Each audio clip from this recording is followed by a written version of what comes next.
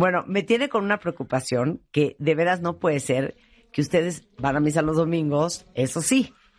Hicieron su Se dan primera golpes comunión. de pecho, hicieron su primera comunión, hicieron su confirmación. Los bautizaron. Los bautizaron, pero no tienen ni idea de la Semana Santa. No. Entonces, hoy va a ser un curso infernal para que saliendo ustedes puedan dar clases de teología A su familia, a sus hijos. con respecto a la Semana Y Santa. platicarlo. Platicar Exacto. en la comida, por ejemplo, cómo van a hacer que su cevichito, que sus mojarritas, jueves o viernes, ahí en la plática familiar, pueden decir, ¿no?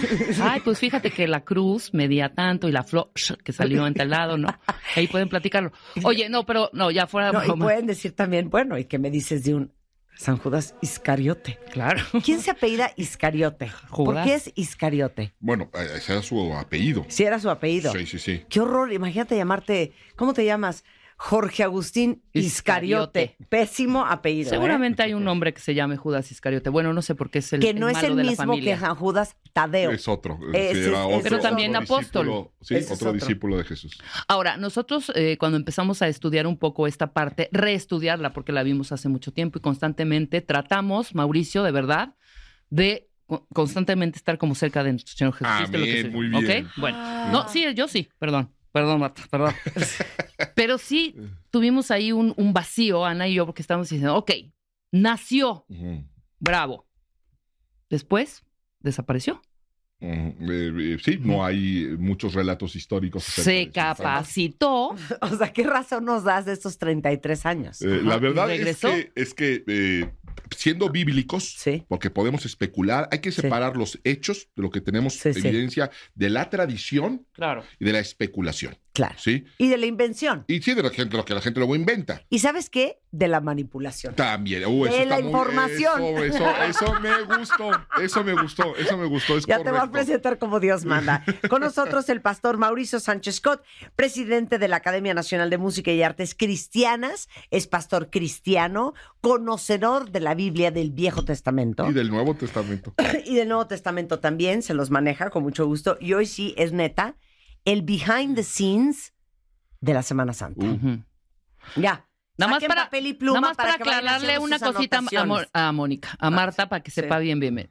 En el Viejo Testamento, Ujú, por eso es antes de Cristo. ujú. El Nuevo ya es con Cristo, Marta. Ok, ¿Ok? gracias. Bueno, ya. Gracias. Mauricio, con papel y pluma en mano, tomo esta clase con toda humildad. ¿Ok? Feliz de estar Ok. aquí. Gracias, Marta, Ok, por tu invitación. pongan atención porque vamos a hacer preguntas al final. Sí.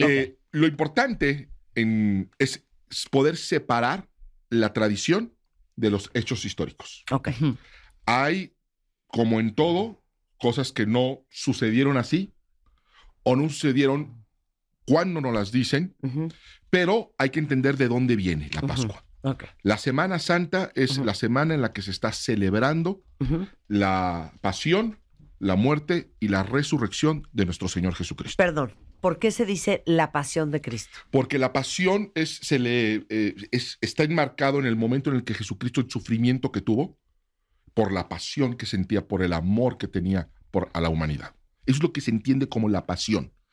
Aunque nosotros se enmarca normalmente lo que fue desde que es arrestado hasta que muere. Ujú. Sin embargo, en realidad, si vemos la historia, la pasión de Jesucristo duró 33 años. Ok. Él Ok. sufrió desde el día Ok. que Sí, nació. claro. ¿Quién fue Jesucristo? Jesucristo, antes que nada, fue el líder más grande de la historia. Es el líder más influyente Ahora, que no ha existido. sesgues, ¿me entiendes? Ya, o sea, le digo, ¿quién fue Jesucristo? Y lo dice con una sonrisa. El líder más grande Ya, de la sé historia. objetivo. El líder más grande de la historia. Hija, un líder que divide la historia en antes de Cristo y Antes después de y Cristo. después, Estoy- imagínense. ¿Sabes Está qué? cañón. Perdón, voy a tener que hacer otro paréntesis, cuenta bien. A ver, es como estar en una clase en la Universidad de Teología Ujú. y el pastor es nuestro maestro. Le estoy preguntando yo una cosa de él y la de la banca de atrás, ay, hija, pues es como si, cállate, es una conversación entre él y yo. Estoy apuntando Ay. un nuevo argumento, no lo estoy interrumpiendo, señor Jesús pastor. es un personaje histórico, un hombre que nació, que cuenta con la documentación temprana, con evidencia histórica, Ujú. que puede afirmar más allá de cualquier duda su existencia. Ujú. Lo comento porque luego en Semana Santa salen programas de que Jesús no existió, de que es un mito. Ujú. No es así. De hecho, tiene más evidencia histórica que Cleopatra o que Platón. Por cierto, hay un programa espectacular que están sacando ahorita en CNN que se llama Finding Jesus. Es maravilloso. Maravilloso, ok. Bueno, Y entonces Jesucristo nace en Nazaret. Nace en Belén. En Belén. En Belén. En sí. Belén. En Belén había ido por un censo. ¿Sí? ¿Pero por qué lo llaman Jesús de Nazaret? Porque vivió en Nazaret. Ok. Él nació en Belén por accidente, entre comillas. Estaba profetizado que nacería en Belén, pero María y José tienen que ir a Belén porque son llamados a ser censados y tienen que ser censados en su lugar de nacimiento. Ahí es donde le tocan los dolores de parto a María y ahí es donde viene también esa tradición de, os pido posada, San pido posada. Pues, y hablamos de esto en diciembre. Hablamos de eso en diciembre. Claro. Entonces él nace en Belén, regresa a su región. Ahí no sabemos acerca de su infancia, que es lo que comentaban hace rato. Sabemos un episodio nada más a los 12 años en el cual va a Jerusalén con sus padres, que era un peregrinaje que acostumbraban a hacer, y ahí se pierde, se angustia María, lo busca y lo encuentra en el templo. Y los rabinos estaban sorprendidos de la sabiduría y el conocimiento de este niño. María lo regaña y le dice, ¿pero qué estás haciendo aquí? ¿Qué susto nos pegaste? Y dice, bueno, mamá, era obvio que iba a estar en casa de mi padre y eso es lo único que sabemos. A los 12. A los 12 años. Lo único que se sabe de su infancia y adolescencia. 12 a 33. No sabemos absolutamente nada. Podemos inferir por la escritura y por lo que dicen en la Biblia de forma indirecta que él estaba trabajando con su papá de carpintero. ¿Por qué lo sabemos? Bueno, porque era conocido en la región, porque cuando él empieza a revelarse como hijo de Dios, parece que este no es el hijo del carpintero, así que sabemos que él estaba teniendo una vida normal. Ok, perdón. ¿Jesús es la reencarnación de Dios? Jesús es Dios mismo, sí, es Dios no encarnado. Es Dios encarnado. Dios en carne. Se hace carne y habitó entre nosotros. La Escritura dice, en el principio era el Verbo, y el Verbo era con Dios, y el Verbo era Dios. Okay. Sí, Jesús es Dios. Ok. Hijo de Dios. Vino como hijo de Dios porque tiene una naturaleza humana, pero naturaleza también 100% divina. Y viene con la misión de poder reconciliarnos nuevamente con Dios por medio de un sacrificio en pago por los pecados de la humanidad. Es que esa es la parte donde me hago bolas, maestro. Le voy a preguntar a él, no quiero tu opinión, Rebeca. Vino a salvarnos del pecado original, ¿no? Del pecado de Adán y Eva, ¿no? Que nos descompuso a todos. Así es. ¿Por qué mandar a su hijo que muera por nosotros en vez de matarnos a todos? Por amor. Por amor. Dios hace a Adán y Eva, hombre y mujer perfectos, y dentro de ese amor, Dios les da libre albedrío. O sea, es la capacidad de decidir, de tomar decisiones. Y ellos deciden alejarse de Dios y con eso se colapsa toda la creación. O sea, crea el pecado, la condición caída del ser humano, y al ser el hombre y la mujer original, se empieza a heredar. Que Dios nos pudo haber destruido, pues sí lo podría haber hecho, pero Dios es amor, dice la Escritura. Sí. Y por amor, dice, tanto amó Dios al mundo, Juan 3:16, que envió a su Hijo unigénito, para que todo aquel que en él crea no se pierda, mas tenga vida eterna. Ahora, ¿por qué Jesús tenía que morir? Porque quien cometió esa transgresión originalmente fue un hombre perfecto. Así que ningún otro hombre alcanzaba a pagar la deuda. Tenía que ser otro hombre perfecto para poder volver a poner la balanza en cero. Porque pudo haber escogido a Jesús y a Jorge y a Juan y a Pedro. Podría haber escogido a cualquier hombre virtuoso, pero al venir ya con pecado, ¿sí? No alcanzaba para poder emparejar la balanza con Adán, que era un hombre perfecto. Entonces se necesitaba otro hombre perfecto que viniera y ajustara las cuentas. Y es por eso que Jesús decide venir. Nosotros tenemos la idea de que Dios manda a Jesús así como que obligado y que pues órale, te entrego y te sacrifico. Y sí, el Padre lo envía, pero no hay que olvidar que Jesús viene voluntariamente también. Dice, yo voy, si es necesario. Si eso es necesario para rescatar al hombre, yo lo hago. Ok. Y la misión de Jesucristo en la tierra era reconciliar a la humanidad con Dios. Pagar el precio del pecado para que el hombre tuviera acceso nuevamente a una relación con Dios. Ahora, siento que cero le salió. Pareciera. O sea, ¿para qué mandó a Jesús? A donde voltees. Voltemos, sí, Claro. a donde voltemos. La situación está muy mal. Eso es consecuencia del mismo pecado. Cuando uno de los factores que hay que considerar es que para poder volver al estado original Ujú. en el que estaba Adán y Eva, Que todo era perfecto. que todo era perfecto, estuvieran en el paraíso, hay un factor que Dios creó que se llama tiempo y que muestra también del amor de Dios. Ahí preguntamos, ¿por qué la gente está tan mal? Yo preguntaría, bueno, ¿y cuál de esa gente mal realmente respeta los 10 mandamientos? Ujú. Los 10 mandamientos. Y a veces le echamos la culpa a Dios de lo que nosotros mismos estamos provocando, porque ¿qué echa las bombas? No es Dios. Quien lastima a esos niños no es Dios. Dios lo que está haciendo es, vengan a mí y yo les ofrezco un estilo de vida que va a traer primeramente paz, equilibrio en lo interior y más tarde se va a restaurar el reino de los cielos. ¿Sí? Pero ni siquiera se necesita ser muy religioso para entender que si nosotros amáramos al prójimo, que si nosotros respetáramos lo ajeno, si nosotros tuviéramos más amor por las cosas que realmente son importantes, la vida cambiaría. Sí. Eso es una cuestión de, Claro, claro. de lógica. Pero dime una ¿Sí? cosa, ahorita, corchete, un segundo corchete. O sea, Dios ahorita que está pensando, Dios ahorita está pensando es ¿saben qué? salvar. Estoy hasta la madre de todos ustedes. ¿Sabes qué? Se acabó. Va el apocalipsis. Ya. No, de hecho, fíjate lo que la Biblia dice es, no tomen por tardanza la paciencia de Dios. Lo que sucede es que Dios no quiere que se pierda ninguno, porque va a llegar el día donde va a venir el apocalipsis, donde se va a acabar, donde va a venir, Jesucristo va a regresar a restablecer el reino y ese día no va a haber marcha para atrás. Ya Por lo eso vimos. sí va a venir un día. Claro que va a Sí, llegar. es- ya. Claro. El juicio Le colmemos final. la paciencia. Pero en realidad está extendiendo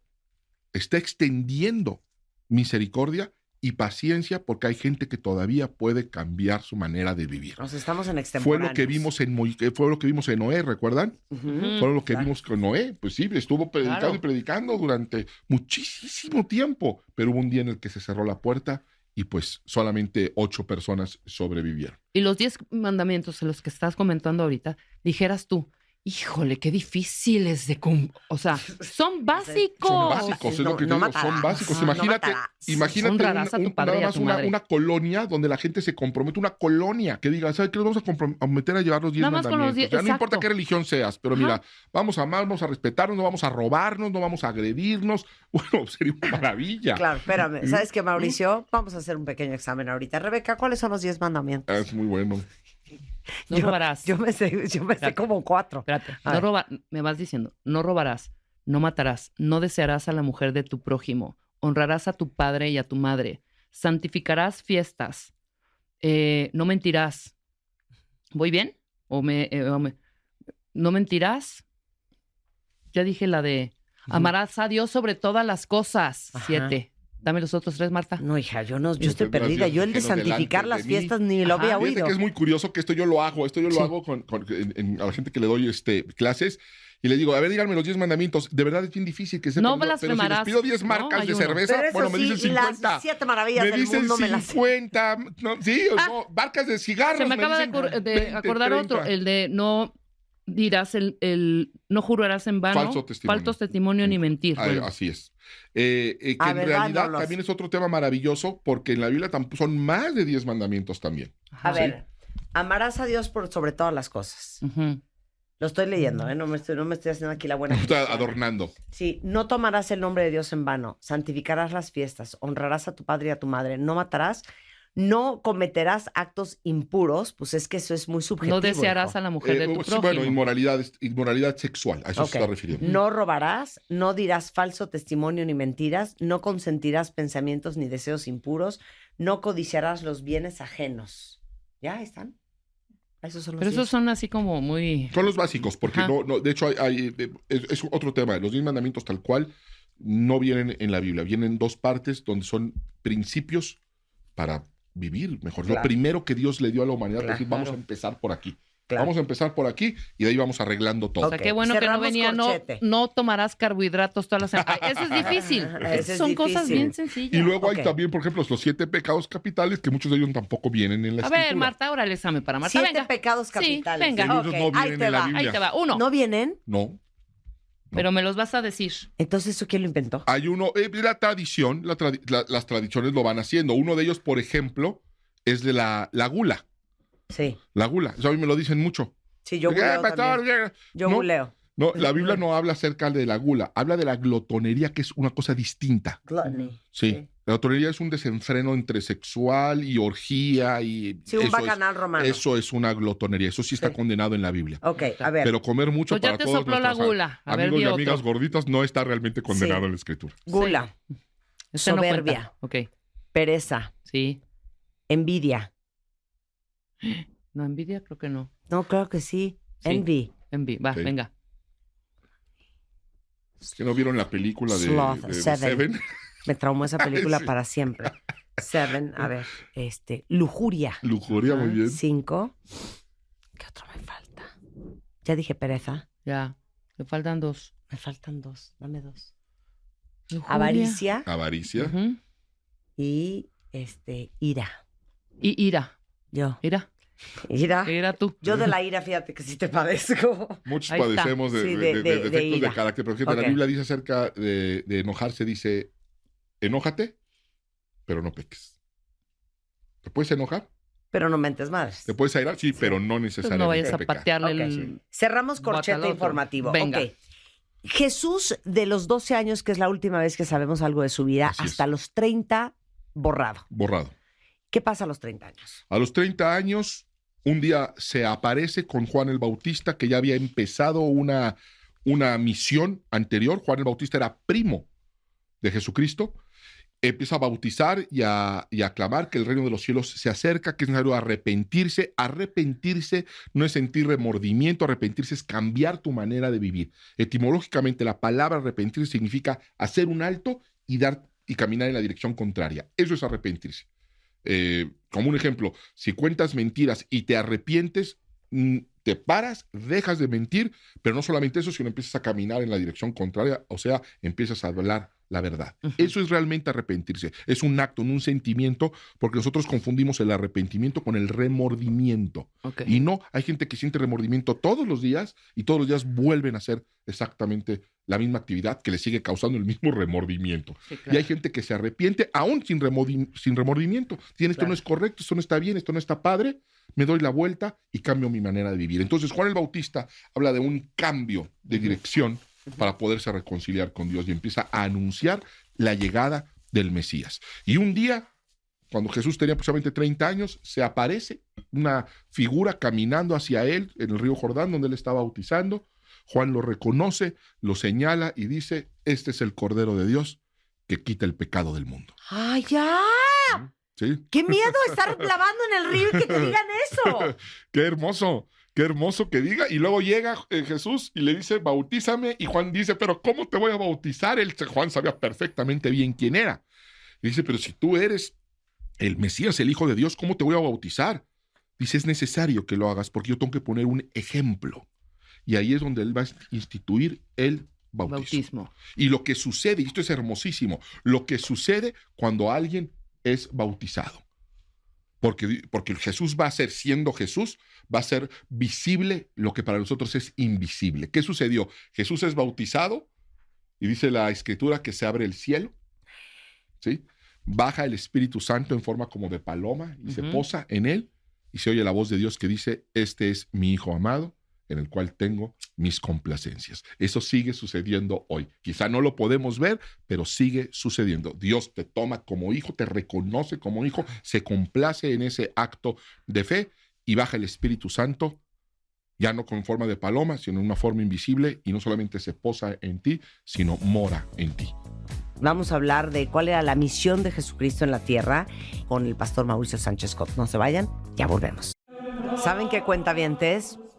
Estamos en un intensivo, estamos en cátedra y clases del behind the scenes de Semana Santa con nuestro pastor de cabecera cristiano, Mauricio Sánchez Scott, que nos está explicando todo lo que tiene que ver con la Semana Santa. Y en un momento más, después de entender por qué vino Jesús, el Hijo de Dios, que es la encarnación de Dios al mundo, no importa si son judíos, si son musulmanes, si son mormones, no importa, esto es una cuestión cultural. Ahora sí que esto es pop culture, Mauricio.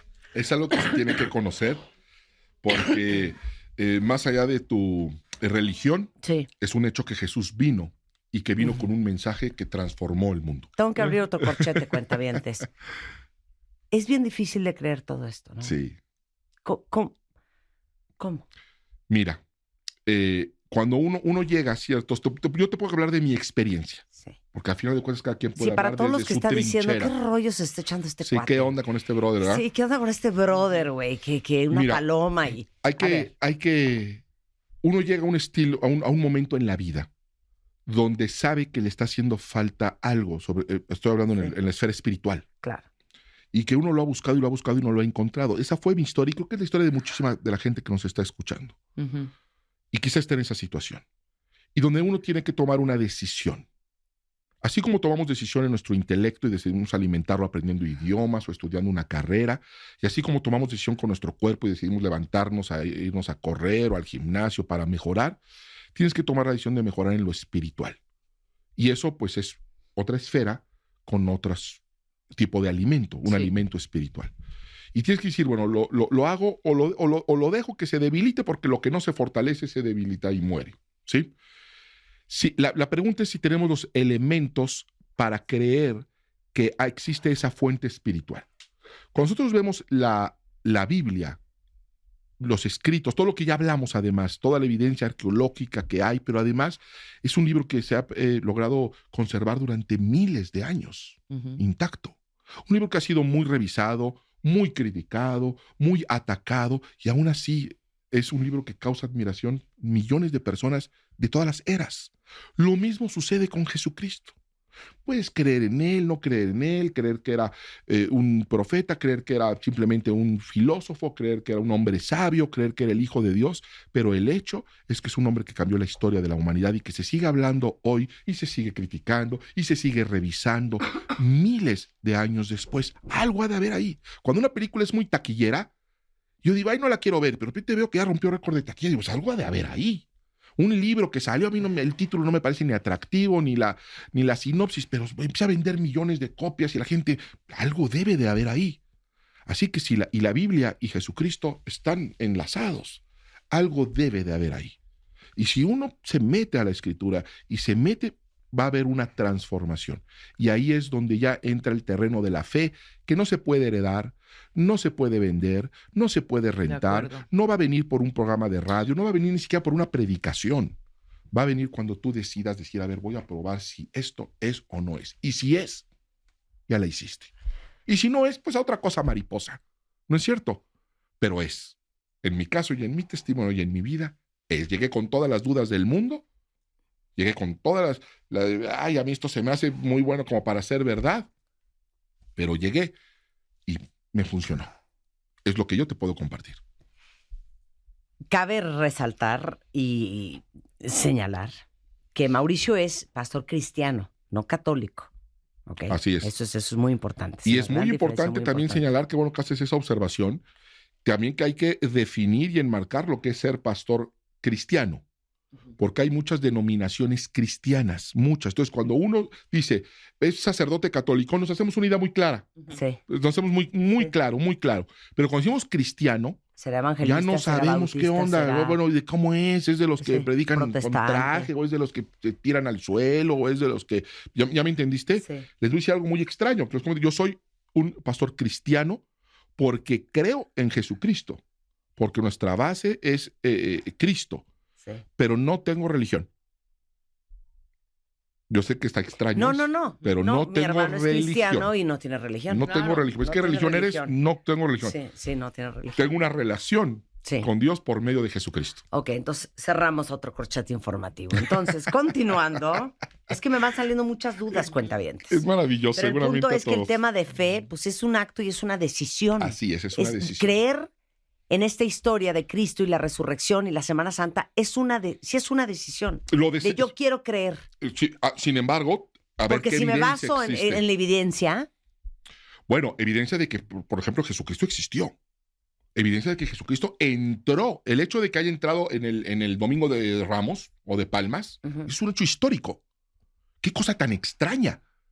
Que efectivamente un hombre haya entrado arriba de un burro en Jerusalén. Eso es un hecho histórico. No arruines la película, si ¿Ya todavía me estamos adelanté? empezando. Bueno, entonces vamos para atrás. Ok, entonces, a los 30 años se le aparece San Juan Bautista. Él aparece donde está Juan el Bautista bautizando y le dice, bautízame. Ok. Es bautizado, de ahí se va al desierto, tiene un ayuno de 40 días, eso luego se va a usar en la tradición católica para la cuaresma. Ok. De ahí va a salir la cuaresma, y él regresa ahora sí a 3 años de muchísima actividad ministerial, hablando ya como, revelándose ya como el Hijo de Dios y con el mensaje que Dios tenía para la humanidad. De los 30 a los 33. A los 33 años. Ok. Así entonces es. va en Israel, que eso es una pregunta que tiene todo el mundo y me la han explicado 40 veces y no se me graba. ¿Por qué es cristiano si es judío? Es una muy buena ¿Y por qué pregunta. los judíos no creen en Cristo como un profeta? Número 1, porque Jesucristo no vino a fundar el cristianismo. Jesús no vino a inaugurar una religión. Uh-huh. El cristianismo como religión, y por eso decía yo que yo no tengo religión, uh-huh, es una cosa que es una institución humana. Sí. Jesucristo jamás habló del cristianismo. Jesucristo habló de reconciliarnos con Dios por medio de la fe en Él y de los preceptos que emanan de Dios. Y eso está abierto para cualquier persona, de cualquier nacionalidad. No vino a poner una religión, nosotros hicimos una religión O de sea, Cristo. Jesús no y eso fundó lo que la ha hecho- iglesia católica. No, ni Sí. cristiana, ni Sí. evangélica, no fundó Sí. ninguna Sí. religión, ninguna. Él vino a reconciliarnos con Dios. Nosotros hemos hecho religiones y las religiones realmente nos han dividido, en realidad. Sí. Esa es la triste realidad. Entonces, ¿por qué siendo judío no se apegó al judaísmo? Se apegó al judaísmo Ajá. de una manera que nadie se ha apegado antes, nada más que vino a darle plenitud. Te explico un ejemplo.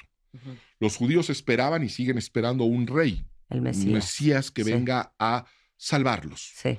Y se hicieron una idea Uh-huh. de cómo debían ser salvados. En ese momento estaban bajo el yugo romano. Entonces hubo muchos que se levantaron y yo soy el Mesías, yo soy el Salvador, y hacían revueltas para liberarse del yugo romano. En ese contexto llega Jesucristo. Y ellos piensan que los va a liberar del yugo romano, pero él no hablaba de liberarlos del imperio romano, sino de traer un reino que es de otro lugar. Y no es solamente para una nación, es para toda la humanidad. Entonces son esas estructuras mentales los que impidieron que los judíos creyeran en Jesús, aunque ahí yo tengo que abrir un corchete. Porque decimos, no, es que los judíos no creen en Jesús. Bueno, los primeros cristianos y los que propagaron el cristianismo en todo el mundo fueron judíos. Fueron judíos. Pedro era judío, Pablo era judío, Santiago, Juan eran judíos. Por eso, entonces, ¿qué? ¿Se cambiaron de bando? No, algunos no creyeron. Pero hay muchos judíos que creen. Se conocen como judíos Sí. mesiánicos, pero hay Sí. mucha. Fueron los judíos los que propagaron el cristianismo. Pero vuelvo a lo mismo, no cristianismo como religión, sino cristianismo como una relación con Dios. Uh-huh. Y eso ha continuado. Claro, existe lo que nosotros entendemos ahora como la religión judía, que siguen esperando al Mesías. Porque consideran que Jesús de Nazaret no cubrió con todos los requisitos que venían en la Escritura para considerarlo Mesías. Pero si lo analizamos a fondo, sería un interesantísimo debate con nuestro querido amigo Oye, Con rabino. sí. nuestro rabino Jonathan. Claro. ¿Sí? Eso lo hacemos. El libro de Mateo, el Evangelio de Mateo, Mateo escribió el Evangelio exclusivamente para los judíos, en las cuales está demostrando que Jesús cubre todos los requisitos para ser el Mesías que están esperando. Ok. Ese es el fin del Evangelio de Mateo. Nos quedamos en 33 años y 3 años de servicio 30. público. 30 años Ujú. y los 3 de servicio. Y los 3 de servicio ya vamos en 33. Ok. ¿Ok? Entonces venimos de la cuaresma, que es el ayuno de 40 días de Jesús. Así es. Del bautismo que hablábamos, que hizo Sí. con Juan el Bautista, él inicia su ministerio y ahí es donde la tradición, básicamente la tradición católica, Ajá. lo usa esos 40 días de ayuno como preparación para la Semana Santa, que es lo que se conoce como la cuaresma. Ok. 40 días de ayuno. Ujú.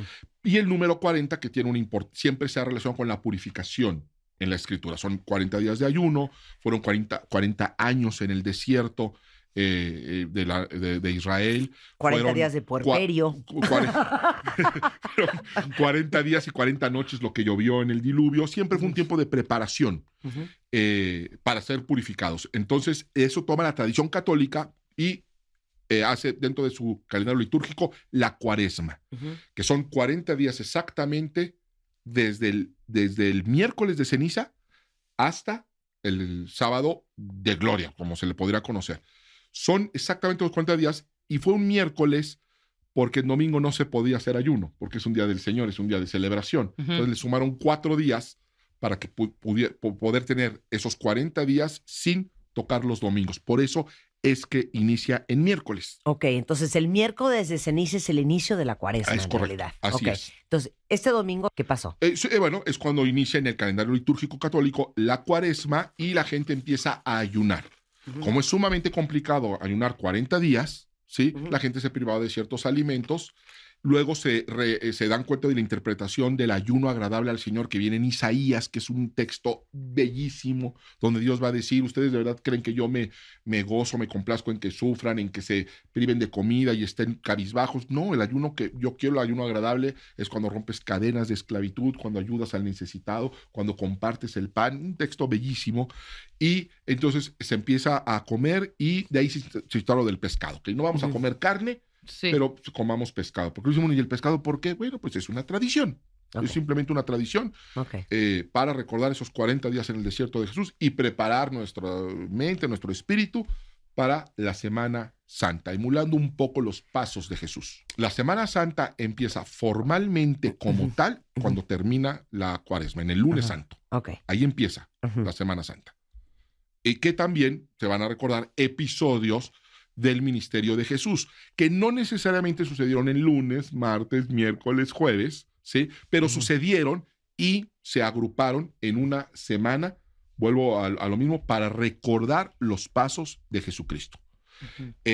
Lo que fue el domingo anterior fue lo que se conoce el inicio de la Cuaresma, pero el domingo de Ramos, que es cuando Jesús entra a Jerusalén. Jesús entra en Jerusalén montado en un burrito y es recibido por palmas. Por eso se conoce como Domingo de Ramos o Domingo de Palmas. Eso es muy interesante.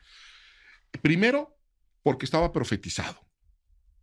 En el Antiguo Testamento, en Zacarías, se había profetizado siglos antes. Esto es sorprendente, esto es maravilloso.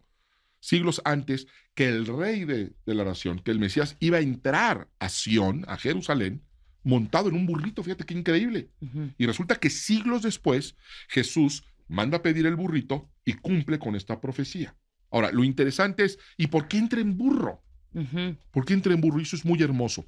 Cuando un rey conquistaba una ciudad, entraba a ella en un caballo, como símbolo de autoridad y que la ciudad era conquistada. Y era reconocido como rey, lo tenías que reconocer y recibir como rey. Jesús va a hacer lo mismo, va a entrar como rey, diciendo yo soy el rey. ¿Pero por qué el burro? Pero en un burrito como muestra de humildad, que no lo hace con violencia y lo hace de una forma humilde, en paz. No fue conquistada por medio de las armas, sino conquistada por medio del amor. Sí, no era autoritario. No, y en un rasgo de humildad entra en un burrito. Por eso lo hace, por eso luego no entendemos, ¿y por qué en un burro? ¿Por qué entra? Entra como rey y es recibido como rey, pero en un burrito, en un gesto increíble de humildad, diciendo yo no los conquisto con las armas, no los conquisté de una forma prepotente, lo hago con humildad y con amor. Y así es recibido. Esa misma gente que lo va a recibir con palmas y vítores, estará gritando crucifíquenlo una semana después. ¿Y va a dónde? Bueno, su costumbre era ir directamente al templo. Ir directamente al templo a predicar. Ahí es donde ya entra la tradición de qué es lo que Jesús estaba haciendo específicamente el lunes, que se relaciona con el episodio en el cual echa a los cambistas del templo, a los mercaderes. Una cosa muy curiosa es que en los evangelios podemos darnos cuenta que hizo eso al menos 2 veces durante la Pascua. O sea, parece ser que Jesucristo iba cada Pascua, iba al templo directamente y volteaba las mesas de los cambistas, le molestaba sobremanera que convirtieran la casa del Señor en una cueva de ladrones, para citarlo. Sí. ¿Sí? Pero la gente cree que lo hizo una sola vez, lo hizo al menos en 2 ocasiones distintas. Los historiadores creen que lo hizo cada vez que tuvo oportunidad. Lo sabemos porque en una ocasión va a voltear las mesas. Y en otra ocasión hace algo muy curioso, hablando hace poco hablábamos de enojarse, que sí es pecado enojarse. Fíjense que dice, y eso a mí me asombra, habla mucho del carácter de Jesucristo. Dice que ve nuevamente cómo están comerciando de una manera incorrecta, abusiva, abusando de la necesidad espiritual de las personas. Y dice que Jesús va y hace un látigo, unos cueritos, hace un látigo. Eso le tomó tiempo.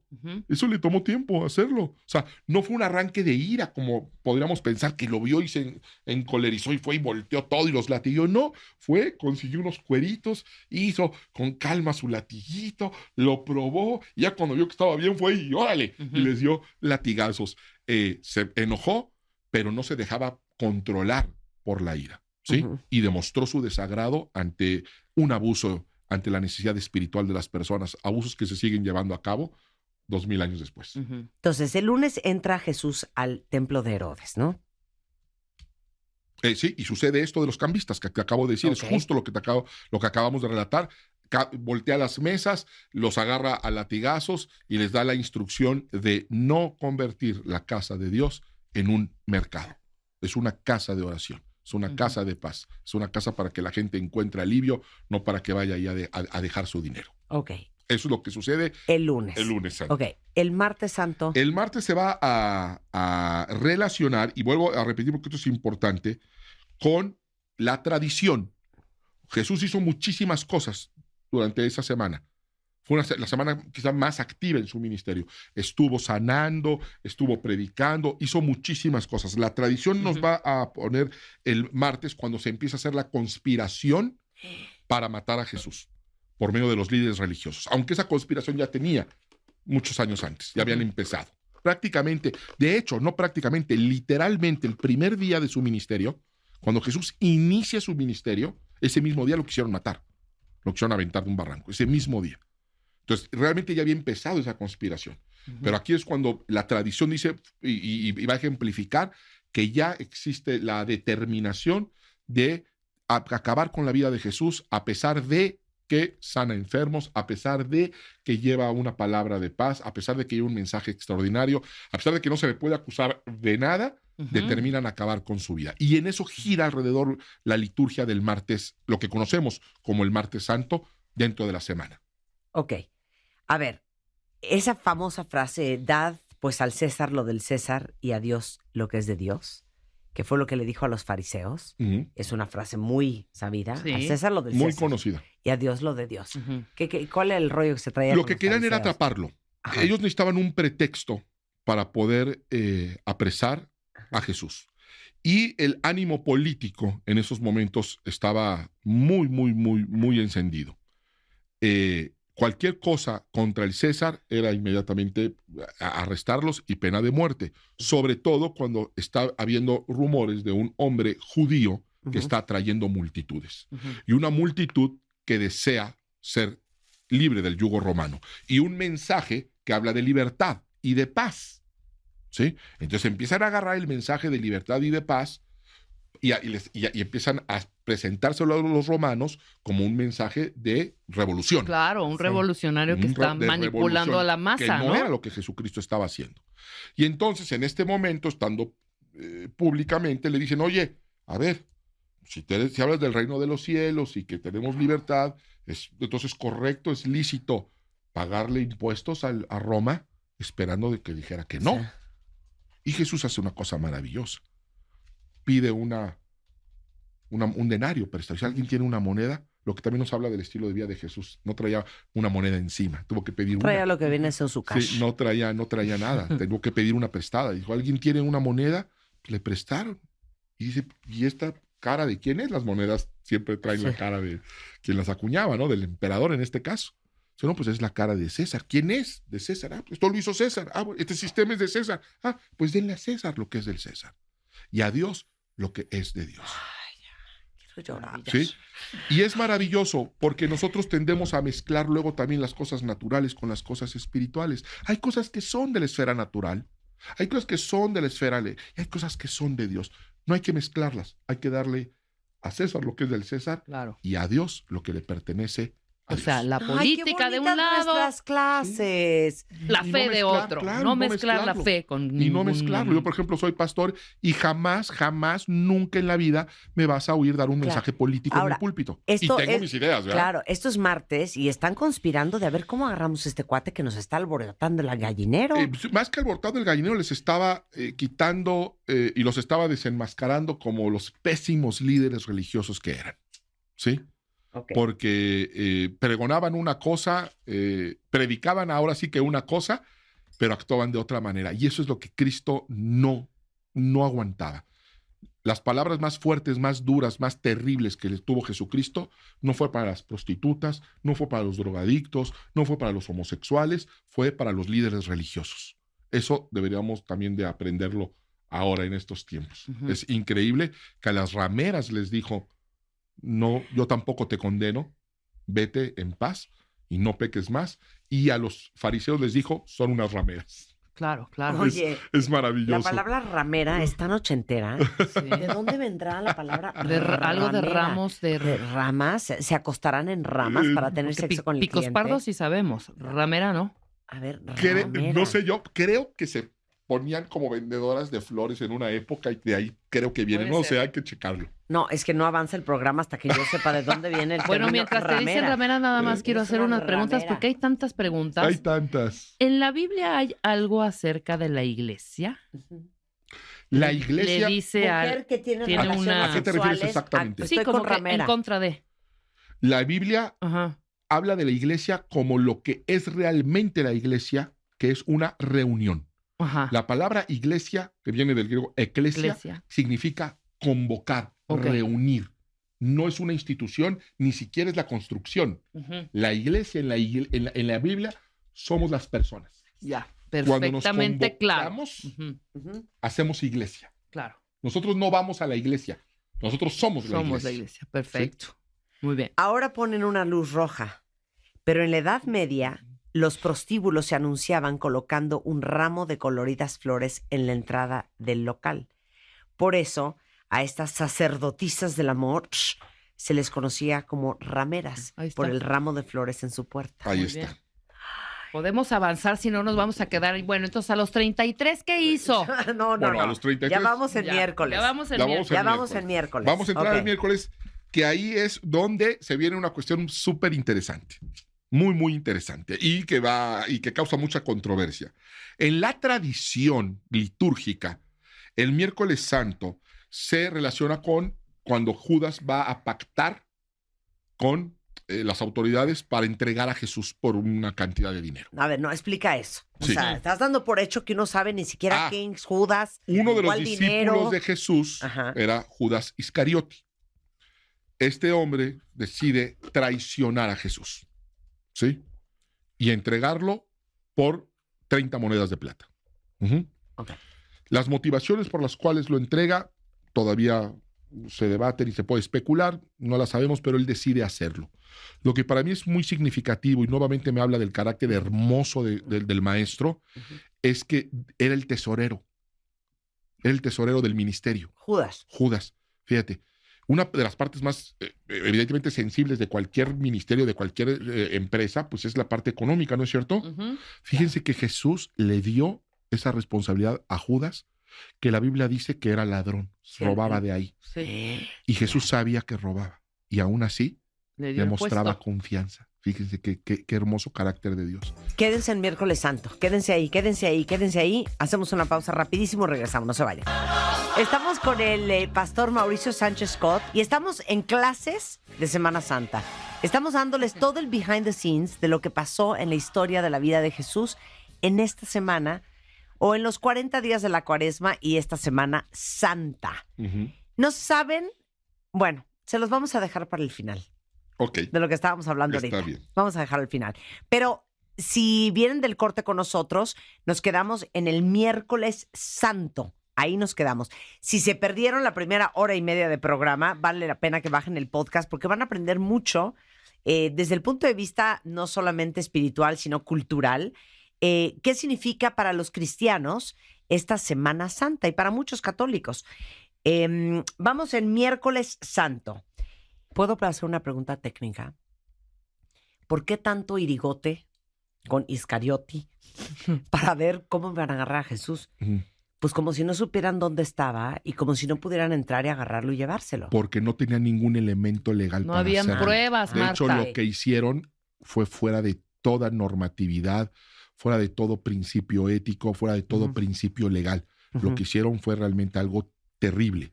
Por eso fueron de noche a apresarlo. Ok, entonces, vamos en Iscariote. Decide entregarlo y eso es lo que se relaciona con el Miércoles Santo. Sin embargo, nosotros tenemos la idea, la tradición nos marca que que Jesucristo muere en viernes. No. Y resucita en domingo. Eso es lo que nos dice el calendario litúrgico. Sin embargo, a nivel histórico no pudo haber sido así. Es imposible que Jesús haya muerto en viernes y resucitado en domingo. ¿Por qué es imposible? Porque Jesús mismo y todas las profecías y la misma historia nos cuentan que él estuvo en el sepulcro 3 días y 3 noches.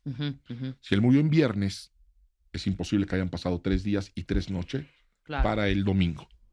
Jesucristo realmente murió en miércoles. Fue un miércoles cuando él fue crucificado. Ay, espérate. Vas muy adelante, Sí, espérate. espérame, yo voy en que le están lavando los pies. Pues vamos en miércoles. Ah, mira, apenas Miércoles. lo traicionas, después No, es la espérate. última es que aquí cena. se nos desfasa el Sí. calendario litúrgico de la tradición con lo que sucedió históricamente. Aquí ya nos desfasamos. Ajá. Nosotros tenemos que entender las dos. A ver, pero entonces, ¿en cuál historia está cuando María le unge los pies y la cabeza con este aceite? En la tradición litúrgica se dice que eso sucedió el miércoles santo. Ajá. Eso efectivamente sucedió, sí pasó, pero no en miércoles santo. Ok. En miércoles Jesús estaba siendo crucificado. Ok. Hay un desfase Sí, no en viernes. entre los episodios que realmente sucedieron y el día de la semana en el que Jesús fue crucificado y enterrado. Bueno, y guardado en una cueva. Sí, ok. ¿Se entiende? Ok, se entiende. Entonces, sí le lavaron los pies. Claro, sí, le lavaron Sí, los le lavaron pies. los pies. Claro, así Pero es. eso se supone que era el anuncio de su muerte, que él dijo, Él ya venía me llevó el anunciando la diablo. muerte desde antes de la entrada a Jerusalén. Ajá. ¿Sí? Desde antes él O ya sea, él venía. sabía que iba a Jerusalén a morir. Él sabía, él dijo, la hora ha llegado. Él sabía desde el día que llegó a lo que había venido. De hecho, va a decir, más adelantito, que lo vamos a tomar ahorita, Poncio Pilatos le va a decir, a mí no me quitan la vida. Yo de mí mismo la vengo a poner. Tengo el poder para entregarla y tengo el poder para volverla a tomar. Algo bien importante. En el Miércoles Santo es donde se dividen las historias. Porque, por ejemplo, sabemos que el Miércoles Santo María se pone a lavarle la cabeza y los pies a Jesús con un aceite muy costoso, que los discípulos se indignan, que es cuando Judas Iscariote quiere mantener el dinero para sí mismo porque en realidad no le importaban los pobres y donde está planeando ya entregar a Jesús.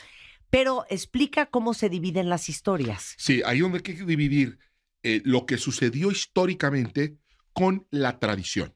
O sea, la tradición marca que en miércoles está sucediendo esto que acabas tú de narrar, pero realmente lo que ya estaba sucediendo el miércoles es que Jesús fue crucificado el miércoles, a pesar de que mucha gente lo ignora. Damos por hecho que murió en un viernes y resucitó en un domingo, pero no es así. Pero entonces la tradición tomó... A ver, es algo ¿cuándo parecido. lo crucificaron el miércoles? No, vamos a ponerlo mejor en domingo. ¿Y cuándo carga la cruz? No, el sábado. No, el martes. No, mejor en sábado. Entonces, acomodaron... Para hacer una semana litúrgica, una semana de celebración, tomaron episodios que efectivamente sucedieron.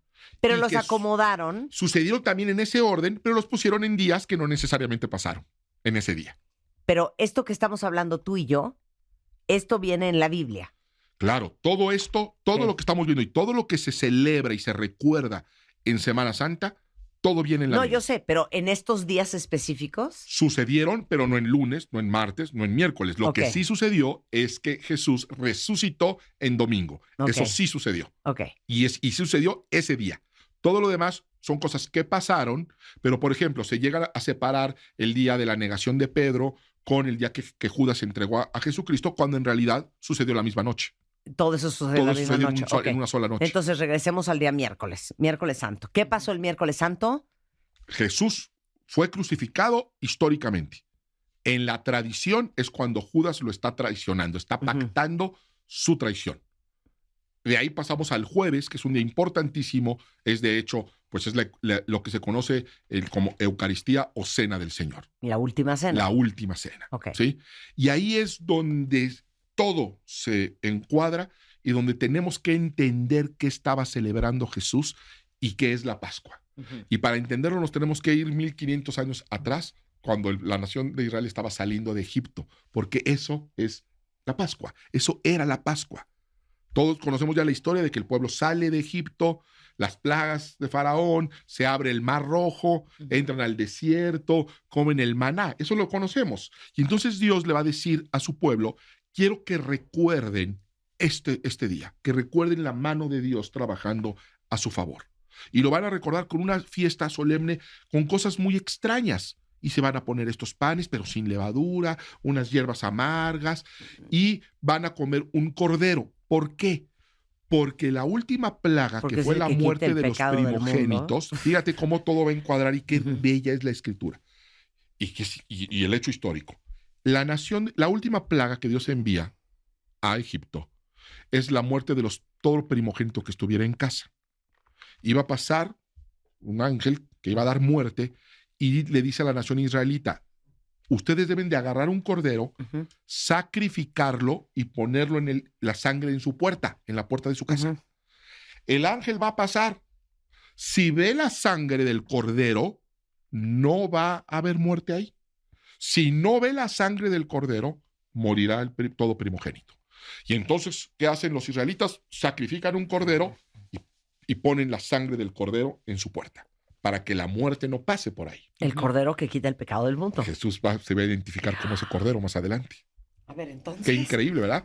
Entonces, ustedes van a recordar este momento, el momento en el que Dios, por medio del cordero, salvó la vida de ustedes. Y ellos, sí, ok, está bien. ¿Cómo se celebra? Pues con un cordero que van a sacrificar, bueno, emulando, y se lo van a cenar, pero era el cordero que habían sacrificado para poner la sangre en la puerta, los antepasados, la generación anterior. Y así se fue.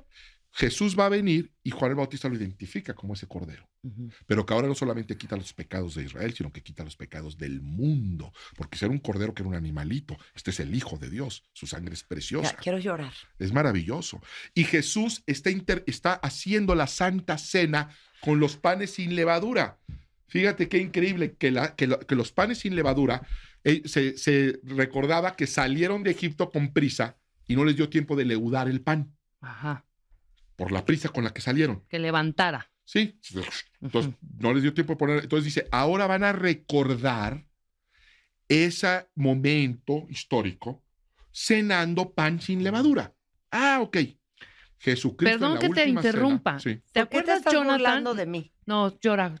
Perdóname, dame la mano. Es que dije, me dan ganas de llorar. Sí, me dio una emoción y esta con cara de que qué repele, ¿eh? No, ¿te acuerdas que Jonathan nos decía? El rabino. Ajá, el rabino, nuestro rabino. Que no comen levadura. Exactamente. En Shabbat. Es por esa razón. Porque están recordando la ocasión en la que, fíjate, en el día de descanso, ellos eran esclavos. Sí. Eran esclavos. Entonces Dios les da descanso.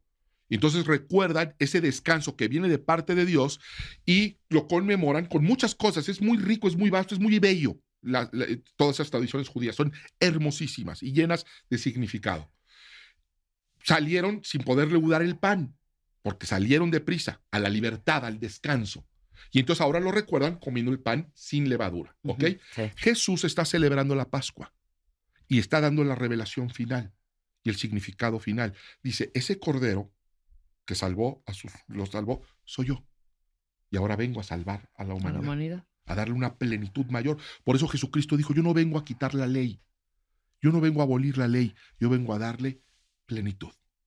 Y dice, y este pan sin levadura, que la levadura simboliza el pecado, es mi cuerpo. Es mi cuerpo que por vosotros es partido.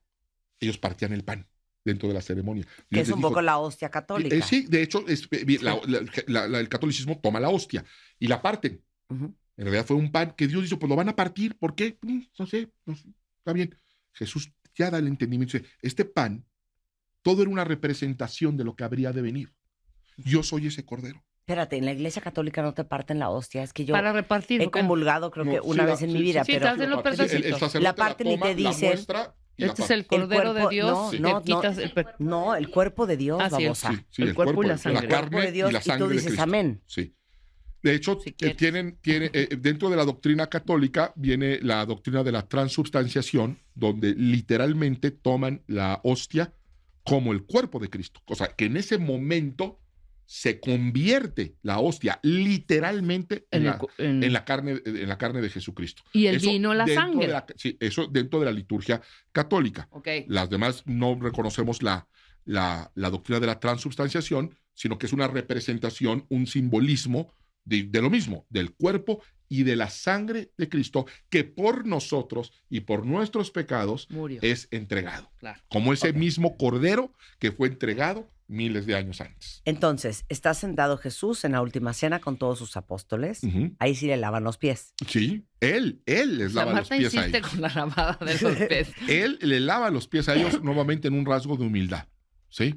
Enseñándonos una manera de vivir. Qué alejados estamos ahora de esos tiempos, No, donde uno está no, dispuesto a servir. Jesucristo dijo, yo no he venido, el Hijo del Hombre no vino a ser servido, sino a servir.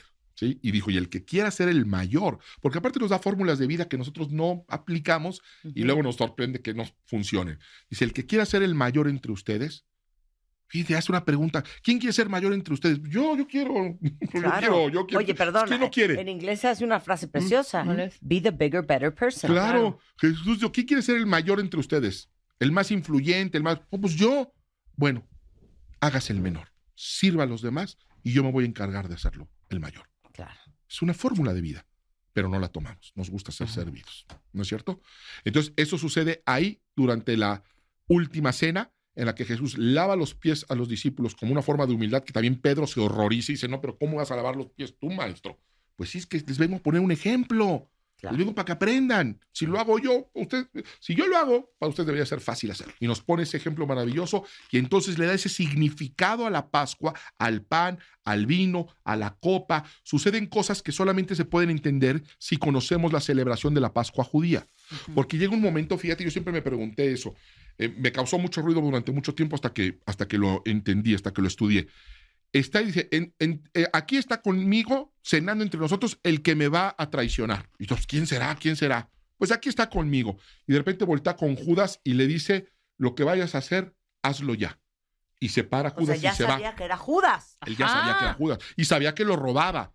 Pero aún así Jesús Sí, le le daba el dio voto de confianza para le ver dio el cuándo puesto. cambiaba y se arrepentía. Si todavía al final le dice con un beso, amigo, con un beso entregas al Hijo del Hombre, pero eso todavía no pasa. Pero Ahorita vamos fíjense para allá. qué grueso es este programa, que está lleno de sabiduría. Porque Jesús, al igual que nosotros les decimos todos los días a ustedes, sabía que todo pasa y no pasa nada. Claro. Por eso el beso de Judas tan, ¿no? Tan Tan concurrente. Sí, tan. No, una todavía no vamos en traición el muy beso. fea. No, ya sé, Todavía no ahorita- vamos en el beso. No lo voy a, Entonces, no fíjate, voy a están cenando, spoilerear. Jesús le da este nuevo significado y va a decir literalmente, va a tomar la copa. Y va a decir, esta copa es el nuevo pacto en mi sangre, porque esa copa representaba el pacto de Dios con su pueblo. Dice, este es un nuevo pacto. Por eso estamos en el Nuevo Testamento y Viejo Testamento. Sí. Testamento significa pacto. El viejo pacto y el nuevo pacto. El nuevo pacto es en Jesús, con los mismos elementos, con el mismo carácter de Dios, con el mismo amor de Dios, pero en una versión mucho mayor, ampliada a toda la humanidad. Perdón, una muy buena pregunta. ¿Saben qué? No me gusta que les dé pena preguntar. Se vale preguntar lo que sea, no hay preguntas estúpidas. No, ¿eh? hay respuestas Venga. estúpidas, pero Dice una preguntas no. cuentaviente, no entiendo. ¿Para el momento de Jesús ya existía una Biblia? Para el momento en el que Jesús pisaba la tierra, Ajá. ya existía el Antiguo Testamento y no solamente ya existía incluso traducido al griego. Ok. El Ujú. Nuevo Testamento, obviamente no. Es post Jesús. Claro, es post Jesús, lo van a escribir sus discípulos, básicamente. Sí. Pero el Viejo Testamento no solamente ya existía traducido. La Biblia fue, el Antiguo Testamento fue el primer libro traducido en la historia de la humanidad. Claro. ¿Cuántos años tardaron en escribir la Biblia? 1600 años. Es que qué preocupación eso. Ujú. Es que también, Mauricio, Ujú. ¿cómo crees que un libro escrito en 1600 años no va a haber distorsión? Absolutamente. claro. Yo lo creí, durante mucho tiempo me hizo esa pregunta, hasta que pasaron dos cosas. La primera, me sorprendió, y solamente se lo puedo adjudicar a una fuerza divina, que personajes tan distintos como un rey, un profeta, un pastor de ovejas, un guerrero, escribieran un libro en periodos tan distintos de la historia, separados por siglos, y guardaran una armonía. Eso me parece Pero, increíble. perdón. Pero ahí te va la otra, el famoso teléfono descompuesto. Hubo un hallazgo, el hallazgo de los rollos del Mar Muerto, donde se encontraron pergaminos originales del siglo I. Eso es en los tiempos de Cristo. Y se encontró el libro de Isaías, y se comparó con el libro de Isaías que tenemos ahora, y oh sorpresa, siguen siendo exactamente igual. Qué miedo. 2000 años después, no ha habido ninguna variación en los textos originales. Perdón, es que lo de la cual Biblia me pone muy nerviosa. Parecería imposible de creer, Claro. pero ¿qué crees? Tenemos la evidencia científica, arqueológica, existe. No lo puedes dudar, pero lo puedes investigar. Claro. Y si lo investigas y no llegas a la conclusión de que lo que estoy diciendo es correcto, pues ya es terquedad, ya es necedad. Imagínate, tenemos pergaminos de 2000 años de antigüedad que los comparas con la Biblia de ahora y es el mismo libro. Por eso, pero espérate. ¿La Biblia era un libro o es una serie de libros, es un compilado de libros diferentes? De Mateo, de Juan, de Isaías. Eso es otra de las cosas increíbles y maravillosas. Para que tú poder catalogar algo como un solo libro, Ujú. debe de contar con una estructura, Sí. que es diferente a un compilado. O sea, cada uno de nosotros aquí vamos a escribir un cuento. No un cuento, una historia. O lo que hicimos aquí. Ujú. De lo que, tú escribes tu versión, su versión, la mía, cada quien escribe. Eso lo compilamos y no va a haber armonía, va a haber coincidencias, pero no va a haber una estructura, un principio, un desarrollo y un final. Sí, ¿Me explico? sí, Porque cada uno de nosotros escribió su mismo principio, desarrollo y final. claro. Eso es un compilado. Para algo catalogarse como un libro debe tener una estructura literaria. La Biblia es un solo libro porque tiene una estructura literaria. Tiene un inicio, viene un desarrollo y tiene una conclusión. Y toda es armónica. Lo sorprendente es que es un solo libro conformado por 66 libros, escritos por personas separadas por siglos, por cultura, hasta por continentes, hasta por idioma. Ok, ¿cuándo se termina de escribir? ¿Cuándo dicen ya no más? Con el libro del Apocalipsis de Juan, el discípulo Juan, el apóstol Juan, Sí. es el último libro del canon y es la revelación final. De hecho, nosotros relacionamos, porque te digo que tenemos ideas ya muy hechas, equivocadas. Cuando tú oyes Apocalipsis, ¿qué viene a tu mente? Ya, el fin del mundo. Fin del mundo, muerte, guerra, hambre, peste. Sí. ¿No es cierto? Ujú. ¿Sabes qué significa la palabra Apocalipsis? Revelación. Eso significa Apocalipsis. Revelación.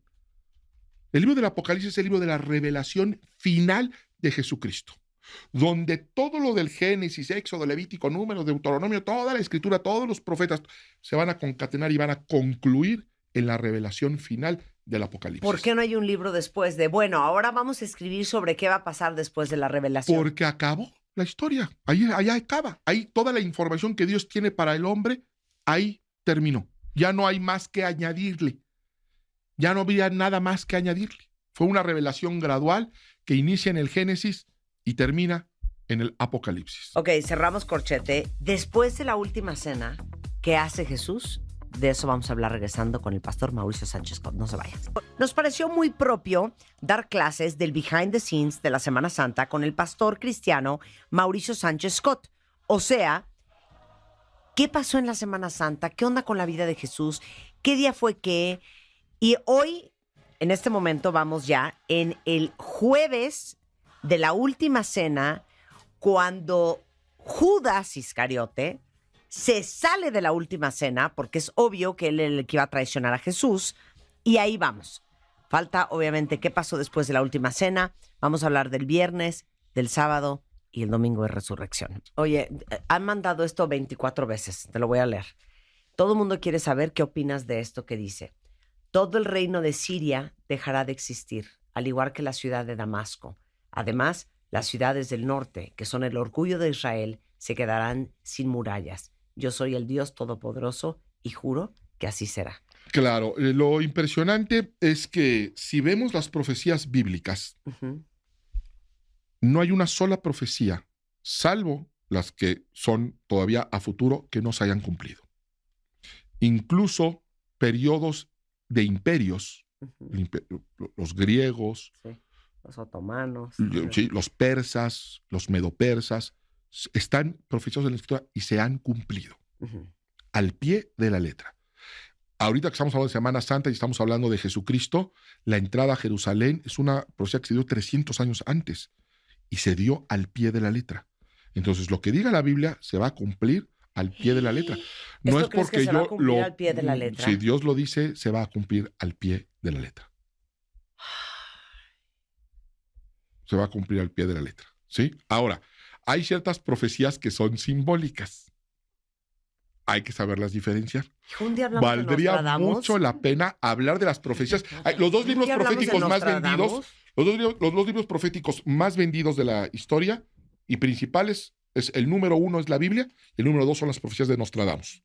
Sería increíble ver ambas profecías, ver qué dicen, analizar el contenido y analizar históricamente qué ha sucedido y se van a sorprender. Se van a sorprender. Ese es un muy buen programa. No se van a sorprender, se van a asustar. No se van a asustar. Fíjate lo que les voy a decir, eso se lo digo mucho porque al dar yo estudios de la Biblia, todo el mundo trae terror de leer el libro de Apocalipsis. De hecho, hay gente que no abre el libro de Apocalipsis porque ven eso de guerra, contaminación, plaga, muerte. Fíjate lo que te voy a decir, el libro más hermoso de la Biblia, y son hermosísimos todos, en mi opinión, es el libro de Apocalipsis. Qué libro tan hermoso, qué promesas tan preciosas, qué imágenes tan increíbles viene el libro de Apocalipsis. Es una tristeza que no conozcamos y no estudiemos el libro de Apocalipsis. No, bueno, programa, contratado. Sí, programa. Apocalipsis. Contratado y hacemos Apocalipsis es una solamente. belleza de libro. Ok. Uy, sí, qué padre, ¿eh? Vas a ver, cuando se hable de lo que va a venir, el cielo, cómo es, qué va a haber, qué no va a haber, porque luego pensamos que el cielo es Yo durante muchos años dije, a ver, ¿yo para qué me quiero la vida eterna? Para pasármela con un cuerpo etéreo, con alitas y un arpa tocando en el cielo, francamente, me suena aburrido. Claro. Francamente. Rocío. Bueno, nada que ver. Sí. Rocío, no se van a estar repitiendo las clases, ¿eh? ¿Qué dice? O sea, si no puso atención, consulte su podcast. Es que Rocío dice, ¿por qué si Jesús viene a entregar su vida en el momento de la crucifixión, nos ha abandonado? Es que eso ya lo pregunté hace como una hora, pero ya contéstale a Rocío antes. Bueno, no nos ha abandonado. Está con nosotros en todo momento hasta el fin de nuestros días. Él vino a reconciliarnos con Dios, pero si nosotros, dice la Escritura, acércate a Dios y Dios se acercará a ti. Dios ya hizo lo inconcebible, Dios ya hizo lo imposible, venir y pagar para nuestros pecados. Ahora nos corresponde a nosotros acercarnos a Dios, pero no el Dios religioso, no un Cristo latinoamericano, no el Cristo de las películas de Enrique Rambal, no, a Jesucristo, el vivo, y ese está manifestado únicamente en su palabra. Y en nosotros. No, y nosotros tenemos una relación con él. Claro, por supuesto. Entonces los Cerramos abandonados corchete. somos nosotros. Nosotros somos los que hemos abandonado Claro. a Dios. Ok, cerramos corchete. Maestro, adelante. Maestro. Se va Judas, sale del lugar donde se está llevando a cabo la última cena, y Jesús se va, dice la Escritura, como era su costumbre, a orar. Jesucristo era un hombre que acostumbraba a orar y que acostumbraba a orar en los mismos lugares. Esa es la manera, era tan sistemático en su forma de orar y en sus costumbres y en su disciplina espiritual que Judas sabía dónde encontrarlo, iba a saber dónde iba a estar más adelante. Así que se va a orar, se va al huerto de Getsemaní y ahí es donde empieza a angustiarse en gran manera. Es interesante que Getsemaní significa prensa de olivos. Al olivo, para que pudiera dar su aceite, se le aplicaba una gran presión. Al monte de los olivos. Sí, era un monte de los olivos, huerto del Getsemaní, que es significa prensa de olivos, porque por presión es que le sacaban el aceite al fruto. Y no creo que sea casualidad, creo que es el lugar donde Jesús va a sentir la mayor presión previo a su muerte, a su crucifixión. O sea, imagínense qué miedo.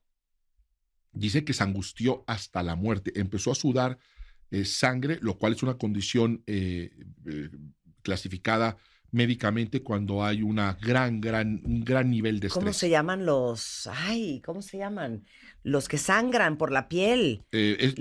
Aquí es a través de los poros. Sí, hay un nombre, tiene un nombre. No.